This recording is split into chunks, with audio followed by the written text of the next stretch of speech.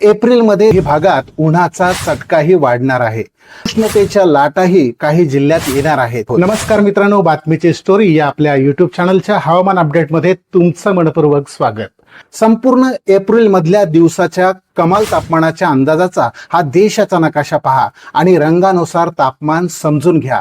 त्यात पिवळा ते लालसर रंगाच्या भागात दिवसाचं तापमान सरासरीपेक्षा जास्त राहील।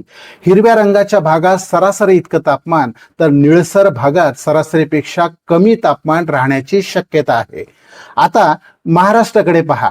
महाराष्ट्राच्या मध्यवर्ती भागात पिवळा रंग जास्त दिसतोय। त्यानुसार मराठवाड्याच्या जवळपास सर्व जिल्ह्यात उन्हाचा चटका सरासरीपेक्षा जास्त राहील। पश्चिम महाराष्ट्राचा पूर्व भाग आणि विदर्भाच्या पश्चिम भागातही चटका जास्त असेल। एप्रिलमध्ये दिवसा उष्णतेच्या लाटाही येणार आहेत।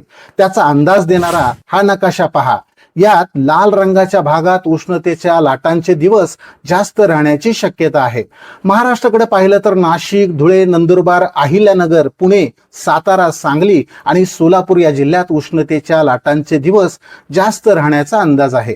माहितीपूर्ण संपूर्ण व्हिडिओ पाहण्यासाठी आपल्या बातमीची स्टोरी या युट्यूब चॅनलला नक्की भेट द्या।